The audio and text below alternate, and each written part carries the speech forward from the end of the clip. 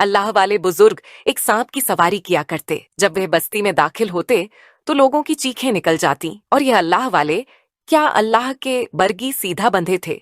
यहाँ के कोई जादूगर?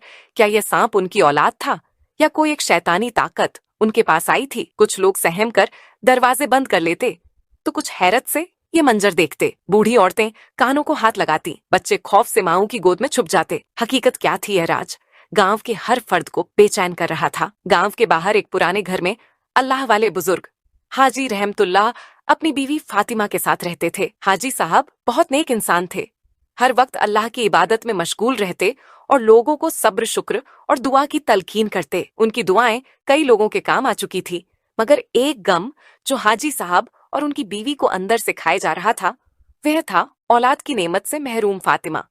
हर रात सजदे में गिरकर अपने रब से दुआ करती कि उसे एक बेटा अता कर दे जो बुढ़ापे में उनका सहारा बने, जो उनकी दुआओं का सदका हो। मगर सालहा साल गुजर गए और उनकी झोली खाली ही रही। गांव वाले अक्सर हाजी साहब का मजाक उड़ाते। कैसे अल्लाह वाले हैं, खुद अपनी दुआ कबूल नहीं करवा सकते, दूसरों के लिए क्या दुआ करेंगे? जब खुद बेऔलाद हैं तो दूसरों को क्या नसीहत देंगे? ये तंज हाजी साहब के दिल को चीर देते, मगर वह चुपचाप मुस्कुरा राकर सब्र कर लेते। मगर फातिमा के दिल में यह बातें तीर की तरह छुपती थीं। वह दिल ही दिल में रोती। एक रात जब चांदनी अपने जोबन पर थी, हाजी साहब तहज्जुद के लिए उठे। उनका दिल बहुत बोझल था। उन्होंने सजदे में गिरकर रोते हुए दुआ की, ऐ मेरे मालिक, अगर औलाद मेरे नसीब में नहीं लिखी तो मुझे सब्र अता कर, और अगर लिखी है तो अपनी रहमत से मुझे नवाज दे। अगली सुबह फातिमा ने खुशी खुशी उन्हें बताया कि वह उम्मीद से हैं। हाजी साहब के चेहरे पर मुस्कुराहट आ गई, उनकी आंखों में खुशी के आंसू थे। पूरे गांव में ये खबर जंगल की आग की तरह फैल गई। वही लोग जो कल तक उनका मजाक उड़ाते थे, अब उनके पास आकर मुबारकबाद दे रहे थे। वक्त गुजरता गया, फातिमा की तबीयत बोझल होने लगी, मगर उसके चेहरे पर एक अजब नूर था। ऐसा लगता था जैसे अल्लाह ने उसके दिल की दुआएं कबूल कर ली हों। फिर वह दिन आया जब फातिमा के लिए गांव की दाई बुलाई गई। दाई का हाथ कांपने लगा जब उसने देखा कि फातिमा के बतन से एक इंसान की जगह एक सांप ने जन्म लिया है। दाई की चीखें निकल गई, वह खौफ ज़दा होकर पीछे हट गई। यह क्या पैदा हुआ है? फातिमा ने कमजोरी के बावजूद अपने हाथ आगे बढ़ाए। उसने देखा कि वह एक स्याह चमकदार सांप था जो नरमी से उसके बाजू पर रेंग रहा था। हैरत अंगेज तौर पर वह ना तो जहरीला माल मालूम होता था और ना ही जा रहा, न बल्कि वह अपनी माँ की मोहब्बत को महसूस कर रहा था। हाजी रहमतुल्लाह अंदर आए। उन्होंने जम ही इस मंजर को देखा, उनके चेहरे का रंग उड़ गया। उन्होंने फौरन कहा, ये आजमाइश है फातिमा, हमें इसे जंगल में छोड़ देना चाहिए। मगर फातिमा ने अपने बच्चे को सीने से लगा लिया। ये मेरा बेटा है, मैं इसे किसी कीमत पर नहीं छोड़ सकती। हाजी साहब परेशान हो गए। गांव के लोगों को जब ये खबर मिली तो वह खौफजदा हो गए। कुछ लोगों ने कहना शुरू कर दिया कि यह बदशगी है, कुछ ने कहा कि यह अल्लाह की नाराजगी का नतीजा है। गांव के कुछ बुजुर्गों ने हाजी साहब को समझाया कि वह इस सांप को कहीं दूर छोड़ आए, ना गांव में फसाद हो सकता है। मगर फातिमा अपनी जिद पर कायम रही। वह अपने बेटे को खिलाती संभालती और उससे बातें करती। हैरत की बात यह थी कि वह सांप आम सांपों की तरह नहीं था। वह अपनी माँ को पहचानता था, उसके करीब ही रहता, और जब फातिमा उसे पकड़ती तो वह सुकून से लेटा रहता। हाजी साहब दिन बदन मजीद परेशान होते जा रहे थे। वह सोचते कि अगर यह सांप बड़ा हो गया तो क्या होगा? क्या वह उनके लिए खतरा बन जाएगा? क्या गांव वाले उन्हें बेदखल कर देंगे? मगर फातिमा के दिल में कोई खौफ नहीं था। वह जानती थी कि यह कोई आम सांप नहीं, बल्कि उसकी ममता की आजमाइश है। कुछ ही महीनों में सांप बहुत तेज से बढ़ने लगा। जहां एक आम सांप सालों में इतना बड़ा होता है, वह कुछ महीनों में ही कई गुना बड़ा हो चुका था। उसकी चमकदार स्याह छम गहरी सब्जा आंखें और लंबाई अब लोगों के खौफ में इजाफा कर रही थी। एक दिन गांव की कुछ औरतें फातिमा के घर आई। वह हमेशा उसका हालचाल पूछने आती थी, मगर आज उनके दिल में खौफ था। जो ही उनकी नजर सांप पर पड़ी जो दीवार के साथ लिपटा हुआ था, वह कांप गई। फातिमा बहन, यह दिन बदन बहुत बड़ा हो रहा है। एक औरत ने दबे लफ्जों में कहा, यह सांप आखिरकार दरिंदा है। फातिमा ने तड़पकर जवाब दिया, ये मेरा बेटा है, को नुकसान नहीं पहुंचाएगा। मगर औरतों के चेहरों पर खौफ नुमाया था। जल्द ही ये खबर पूरे गांव में फैल गई कि सांप बहुत बड़ा हो चुका है और वह खतरनाक साबित हो सकता है। अगले दिन गांव के तमाम मर्द हाजी रहमतुल्लाह के पास आ गए। उनके चेहरों पर संजीदगी और परेशानी थी। हाजी साहब, हम आपकी इज्जत करते हैं, मगर यह सांप अब हमारे बच्चों के लिए खतरा बन सकता है। एक बुजुर्ग ने कहा, आप अल्लाह वाले हैं, मगर हमें भी अपनी हिफाजत करनी है। ये सांप कब हमला कर दे कुछ मालूम नहीं। हाजी साहब खामोशी से सुनते रहे। उनकी आंखों में दुख था। वह जानते थे कि गांव वाले गलत नहीं कह रहे, मगर वह यह भी जानते थे कि फातिमा किसी सूरत अपने बेटे को छोड़ने पर राजी नहीं होगी। उन्होंने एक गहरी सांस ली और कहा, मुझे कुछ वक्त दो, मैं अल्लाह से रहनुमाई मांगूंगा। रात को हाजी रहमतुल्लाह सजदे में गिरकर रो पड़े, या अल्लाह, मैं आजमाइश में हूं, अगर यह तेरी मर्जी है तो मेरी रहनुमाई फरमा। ये वाकई मेरे लिए खतरा है या तेरा कोई राज है जिसे मैं समझ नहीं पा रहा। इधर फातिमा अपने बेटे को सीने से लगाए बैठी थी। वह जानती थी कि वह आम मखलूक नहीं है, मगर उसके दिल में उसके लिए बेहद मोहब्बत थी। वह देख रही थी कि किस तरह यह सांप उसकी आंखों में आंसू देखकर सुकून से उसके करीब आ जाता है, जैसे उसे तसल्ली दे रहा हो। अगली सुबह गांव की कुछ औरतें दोबारा आईं, मगर इस बार उनके लहजे में ज्यादा सख्ती थी। फातिमा, तुम्हारा बेटा इतना बड़ा हो चुका है कि अब वह दरख्तों पर चढ़ने लगा है। अगर किसी दिन वह किसी को नुकसान पहुंचा दे तो फिर क्या होगा? हमारे बच्चे भी गांव में दरख्तों के नीचे खेल रहे होते हैं, और तुम्हारा बेटा भी अब दरख्तों पर चढ़ा बैठा होता है। उसने हमारे बच्चों को काट लिया तो हमसे बुरा फिर कोई नहीं होगा। ये सांप फित्रतन शिकारी होते हैं। तुम्हारी मोहब्बत अपनी जगह, मगर कब तक इस हकीकत को झुटलाओ? फातिमा ने नम आंखों से उनकी बात सुनी। वह जानती थी कि लोग खौफ अज़्ज़दा हैं, मगर उसका दिल मानने को तैयार नहीं था। इसी वक्त सांप कमरे के कोने से सर उठाकर बाहर आ गया। उसका स्याह चमकदार जिस्म धूप में और ज्यादा खौफनाक लग रहा था। औरतें घबराकर पीछे हट गई। देखो, ये कितना बड़ा हो गया है, ये तो किसी दिन हमें खा जाएगा, एक औरत ने चीख कर कहा। फातिमा ने अपने बेटे की तरफ देखा। वह उसे अपनी मोहब्बत से देख रही थी, मगर बाकी सबके चेहरों पर खौफ था। वह जानती थी कि अगर यह सिलसिला ऐसे ही चलता रहा तो गांव वाले कोई सख्त फैसला कर सकते हैं। वह या तो सांप को मार देंगे या फिर हमें ही इस गांव से निकाल देंगे। मगर ये मेरा बेटा है। फातिमा ने आंखों में आंसू ली, कहा, हाँ, मगर तुम्हें भी सोचना होगा कि इसका अंजाम क्या होगा। हम इससे मोहब्बत करते हैं, मगर क्या यह मोहब्बत बाकी सबके लिए खतरा नहीं बन रही? फातिमा खामोश हो गई। बाहर चांदनी रात थी और वह खिड़की से अपने बेटे को देख रही थी, जो आंगन में आराम से लेटा था। उसकी बड़ी सब्ज आंखें चमक रही थी, जैसे वह सब कुछ समझ रहा हो। ये एक फैसला कून लम्हा था। क्या फातिमा अपने बेटे को जाने देगी, या कोई चमत्कार होगा जो सबको हैरान कर देगा? रात के साए गहरे हो चुके थे। आसमान पर चांद अपनी रोशनी बिखेर रहा था, मगर फातिमा की आंखों में नींद का नामो निशान नहीं था। वह आंगन में बैठी अपने सांप बेटे को देख रही थी, जो जमीन पर चुपचाप लेटा हुआ था। हाजी रहमतुल्लाह ने एक ठंडी आह भरी और फातिमा के करीब बैठ गए। अगली सुबह हाजी साहब और फातिमा ने अपने सांप बेटे को एक कपड़े में लपेटा और जंगल की तरफ निकल पड़े। फातिमा का दिल गम से बोझल था, मगर वह जानती थी कि यह कदम उठाना जरूरी है। जब वह जंगल के अंदर पहुंचे तो फातिमा ने आखिरी बार अपने बेटे को गोद में लिया। बेटा, मुझे माफ करना, मैं तुम्हें कभी नहीं छोड़ना चाहती थी, मगर किस्मत को कुछ और ही मंजूर है। सांप ने नरमी से अपनी माँ के हाथ पर अपना सर रखा, जैसे वह सब कुछ समझ रहा हो। फिर वह आहिस्ता आहिस्ता घने दरख्तों के पीछे गायब हो गया। फातिमा जमीन पर बैठकर झार और कतार रोने लगी।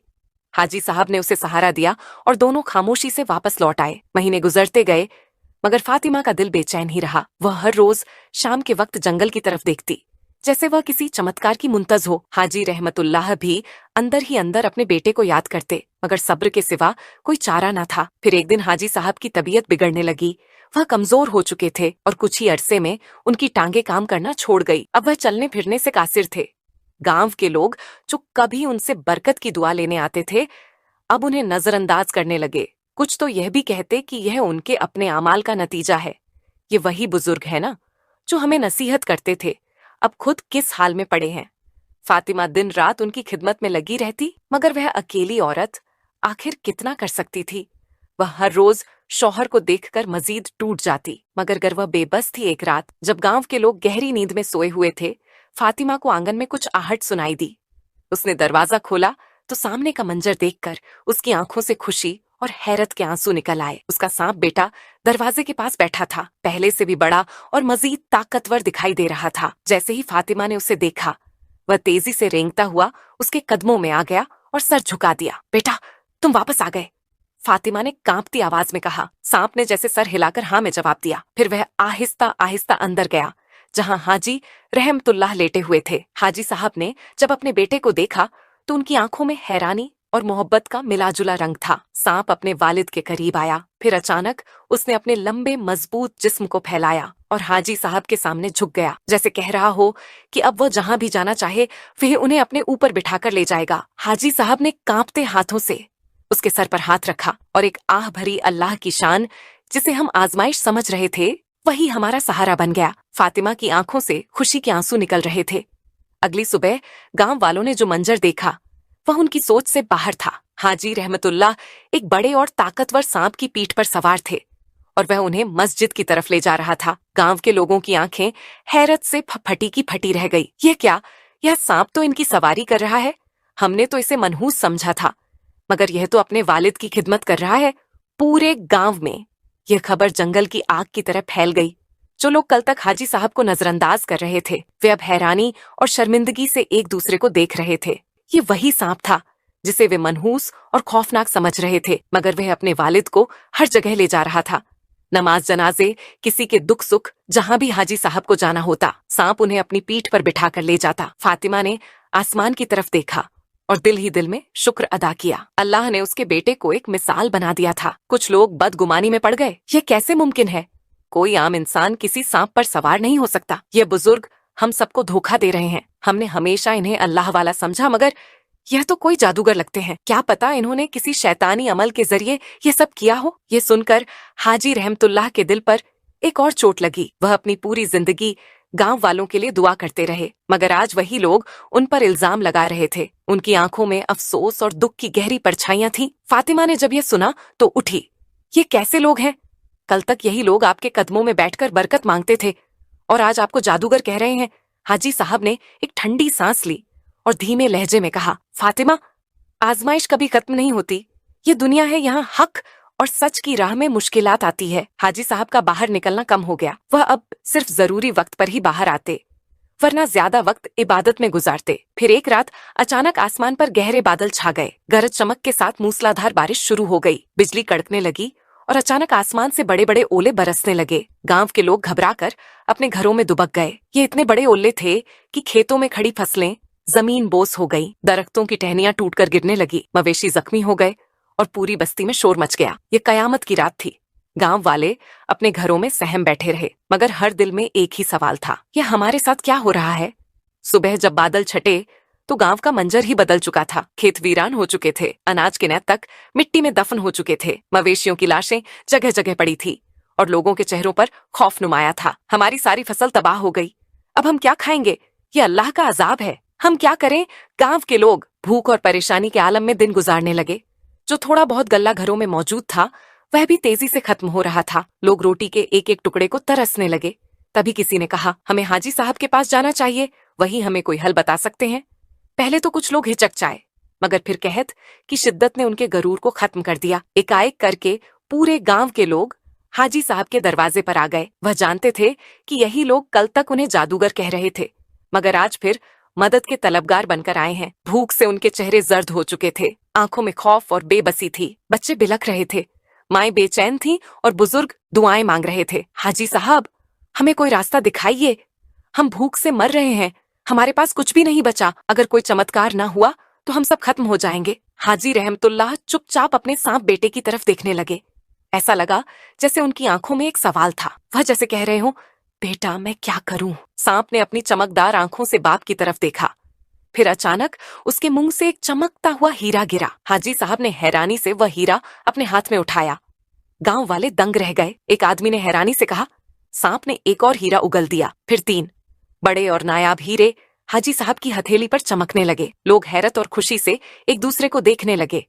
गांव में मौजूद एक शख्स जो जवाहरात का काम करता था, वह तेजी से आगे बढ़ा और इन हीरों को गौर से देखने लगा। उसकी आंखें हैरत से फैल गईं। ये हीरे तो बहुत ही कीमती हैं। इनकी कीमत का अंदाजा भी लगाना मुश्किल है। अगर हम इन्हें बेच दें तो पूरे गांव के लिए कई सालों का अनाज खरीद सकते हैं। यह सुनकर हाजी रहमतुल्लाह ने आसमान की तरफ देखा और अल्लाह का शुक्र अदा किया। फिर उन्होंने वह हीरे करीबी शहर ले जाकर एक अमीर ताजिर को बेच दिए। ताजिर ने फौरन बड़ी रकम दे दी और हाजी साहब ने उस रकम से एक दूसरे इलाके से अनाज खरीदने का इंतजाम किया। चंद दिन बाद जब बड़े बड़े ऊंटों पर अनाज लदा हुआ गांव में दाखिल हुआ तो लोगों की खुशी की इंतहा न रही। बच्चों ने खुशी से तालियां बजाई, औरतों ने सजदाए शुक्र अदा किया और मर्द हाजी रहमत उल्लाह की तरफ अकीदत भरी नजरों से देखने लगे। अल्लाह की शान, देखो हमने इन्हें जादूगर कहा मगर इन्होंने हमारी जिंदगियां बचा ली। ये बुजुर्ग वाकई अल्लाह के बंधे हैं। और इनका बेटा, वह तो हम सबके लिए रहमत निकला। हाजी साहब ने मुस्कुराते हुए फातिमा की तरफ देखा, जो आंखों में आंसू लिए अपने बेटे को देख रही थी। उसने अपने सांप बेटे के सर पर हाथ रखा। बेटा, तुमने हम सब पर एहसान कर दिया। गांव वाले अब जान चुके थे कि जो आजमाइश लग रही थी वह दर हकीकत एक नेमत थी। वही सांप जिसे वह मनहूस समझते थे आज उनकी भूख मिटा चुका था। गांव में कहत खत्म हो चुका था। हाजी रहमतुल्लाह ने जो रकम हीरों की फरोख्त से हासिल की थी, उससे सिर्फ अनाज ही नहीं खरीदा बल्कि एक और अजीम काम का आगाज भी किया। उन्होंने सबसे पहले गांव में खूबसूरत मस्जिद तामीर कराई। वह चाहते थे कि लोग शुक्र अदा करें, नमाज पढ़े और अल्लाह के करीब आए। मस्जिद की तामीर होते ही गांव में एक नई रूहानी रोशनी फैल गई। लोग 5 वक्त की नमाज के लिए आने लगे, अल्लाह के शुक्रगुजार बन गए और उनके दिलों में नरमी आ गई। इसी रकम से हाजी साहब ने बच्चों के लिए एक मदरसा भी कायम किया, जहां दीनी तालीम दी जाने लगी। गांव के गरीब बच्चे जो पहले तालीम से महरूम थे, अब कुरान और दीगर उलूम पढ़ने लगे। गांव में इल्म और दीन की रोशनी फैलने लगी। सांप बेटा अब गांव की पहचान बन चुका था। वह हमेशा अपने वालिद को अपनी कमर पर सवार करके मस्जिद, मदरसा और दीगर जरूरी जगहों पर लेकर जाता। उसकी वफादारी ने गांव वालों के दिल जीत लिए थे। जो लोग पहले उसे एक आफत समझते थे, वह अब उसके दीवाने हो गए थे। वक्त के साथ साथ हाजी रहमतुल्लाह ने एक शानदार और कीमती घर भी गांव में बनवा लिया। वह इज्जत और एहतराम के साथ जिंदगी गुजार रहे थे और फातिमा का दिल भी मुतमिन हो गया था कि उनका बेटा हर लिहाज से अपनी जिम्मेदारी निभा रहा है। सांप ने अपने बेटे होने का मुकम्मल हक अदा कर दिया था। वह सिर्फ अपने वालिद के लिए ही नहीं बल्कि पूरे गांव के लिए एक नेमत बन चुका था। गांव के लोग आज भी उसे मोहब्बत और एहतराम से देखते हैं और वह बदस्तूर अपनी वफादारी और खिदमत में लगा रहता है। आज की कहानी आपको कैसी लगी? कमेंट बॉक्स में अपनी राय का इजहार जरूर